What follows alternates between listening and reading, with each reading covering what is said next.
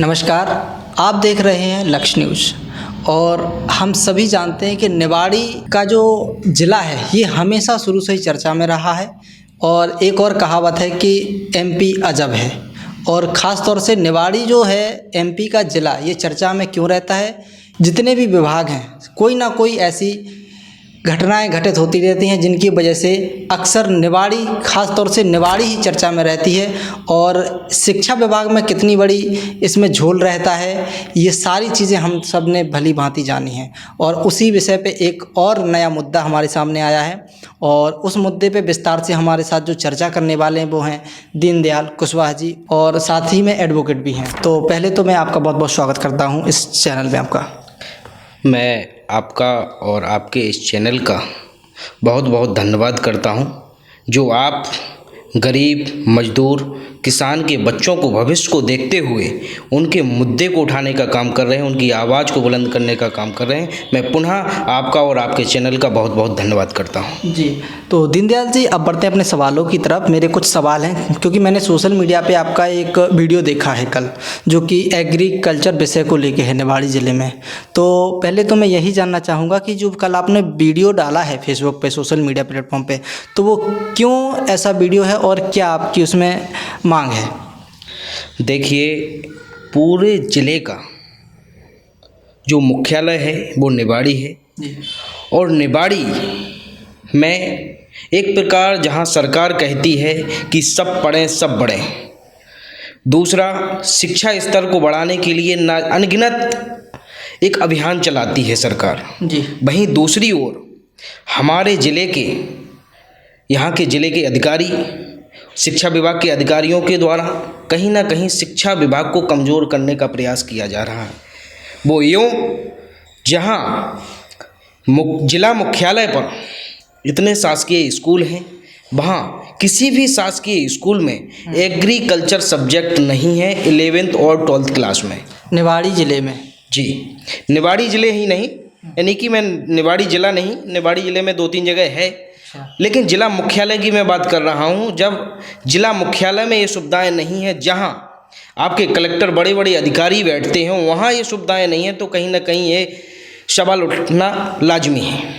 जी, तो अभी जैसे आपने आरोप लगाया एक तरह से प्रशासन पे कि निवाड़ी मुख्यालय में एक भी एग्रीकल्चर विषय को लेकर सुविधा नहीं है, तो इसमें आप सरकार से क्या स्पेशली मांग रखते हैं कि, और क्या आपकी आगे की जैसे सरकार से मांग है कि होना चाहिए, नहीं होना चाहिए, या किस प्रकार से आप सरकार से या प्रशासन से मांग रखते हैं?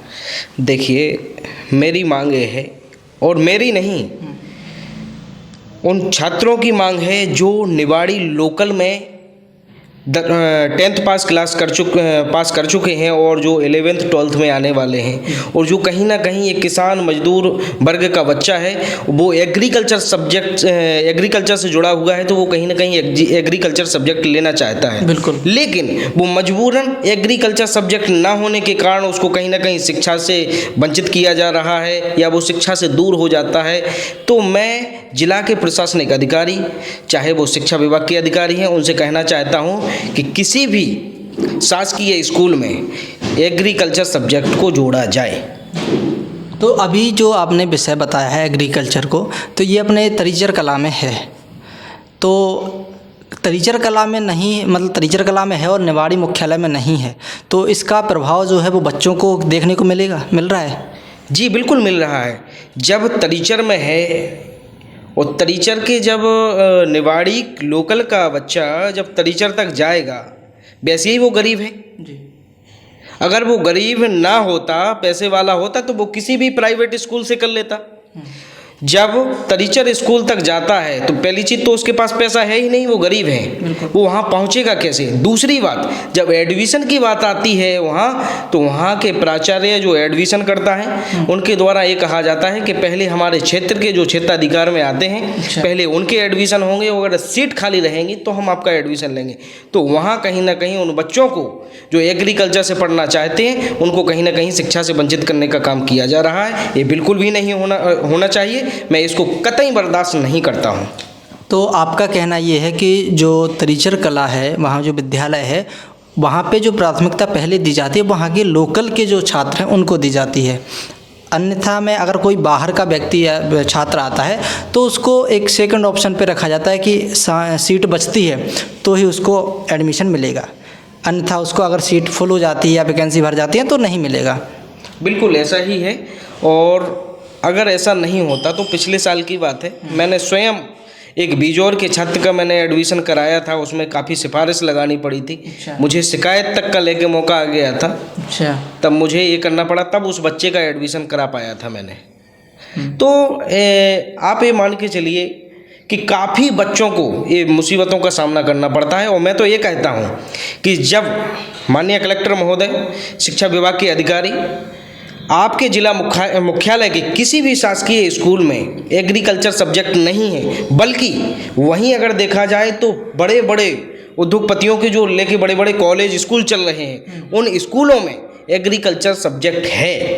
ऐसा क्या कारण है कि आपके शासकीय स्कूल में नहीं है? तो निवाड़ी ज़िले में जो जैसे प्राइवेट संस्थाएं हैं, प्राइवेट स्कूल हैं काफ़ी सारे, तो उनमें तो है ना ये विषय? जी बिल्कुल है। चाहे वो ओम साई ब्राइट ले लीजिए, चाहे वो आपका स्कॉलर्स ले लीजिए, इन जो प्राइवेट जो बड़े बड़े स्कूल हैं सभी में एग्रीकल्चर की सुविधा है। लेकिन कहीं ना कहीं ये जिला के अधिकारियों के द्वारा उन उद्योगपतियों को और उन प्राइवेट स्कूल के संचालकों को फ़ायदा पहुंचाने के लिए सरकारी स्कूलों में एग्रीकल्चर विषय को नहीं जोड़ा जा रहा है। कहीं ना कहीं गलत है, 100% गलत है। तो अभी इससे पहले आपने प्रशासन के पास प्रस्ताव या मांग रखी थी कि इस विषय को जोड़ा जाए?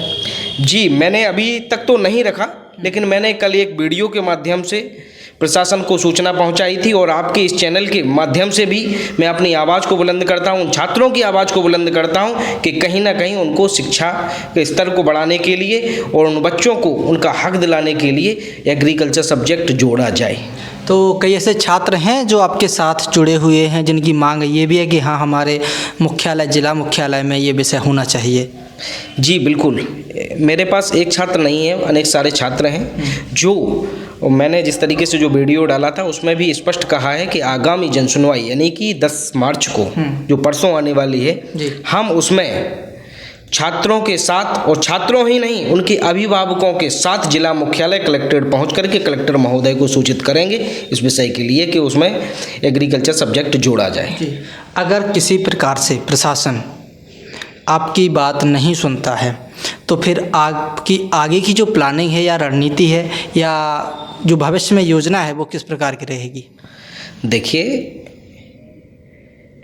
हम उन छात्रों के साथ, उन गरीब तबके, गरीब मजदूर किसान के बच्चों के साथ हैं और हम उनके साथ कदम से कदम और कंधे से कंधा मिलाकर चलने के लिए तैयार हैं। अगर हमें उन छात्रों के साथ सड़कों पर उतरना पड़ा तो मैं उतरने के लिए तैयार हूं, लेकिन उनके साथ, उनकी शिक्षा के साथ दुष्व्यवहार नहीं देखना चाहते हैं और हम इस मांग को हर हाल में पूरा कराने के लिए पूरा प्रयास करेंगे।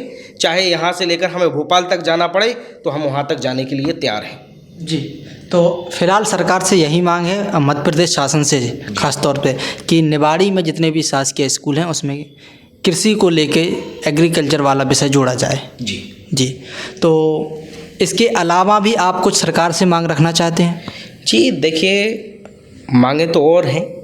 कहीं ना कहीं SC ST OBC के छात्रों में जो स्कॉलर वजीफ़ा होता है उसकी भी काफ़ी समस्या आ रही है। आज ही मैंने एक पृथ्वीपुर का एक मैटर मैंने सामने आया था, तत्काल मैंने वहाँ के जो संचालक हैं स्कूल के प्राचार्य महोदय, उनको मैंने अवगत कराया कि जल्द से जल्द उन बच्चों को स्कॉलरशिप दिलाने का काम करें, अन्यथा फिर मैं आपके लेके खिलाफ कार्रवाई करने के लिए तैयार हूँ।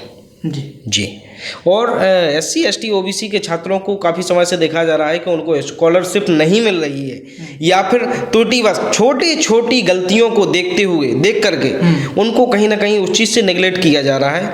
ये सरासर गलत है। चाहे वो प्राचार्य महोदय, चाहे वो शिक्षा विभाग के द्वारा ये किया जा रहा है, ये गलत है, ये नहीं होना चाहिए। जी, तो कहीं ना कहीं आपका प्रशासन से शिकायत भी है? जी बिल्कुल।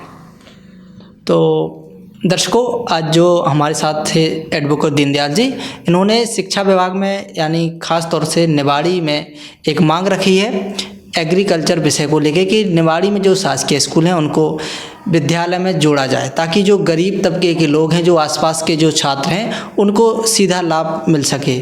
और इस विषय में दीनदयाल जी का ये भी कहना है कि अगर प्रशासन नहीं सुनती है तो आगे हो सकता है छात्रों के साथ जिला मुख्यालय भी पहुंच के कलेक्टर का घेराव किया जाए, या जो भी इनकी तरफ से कार्रवाई होगी वो एक बड़ी संख्या में हो सकती है।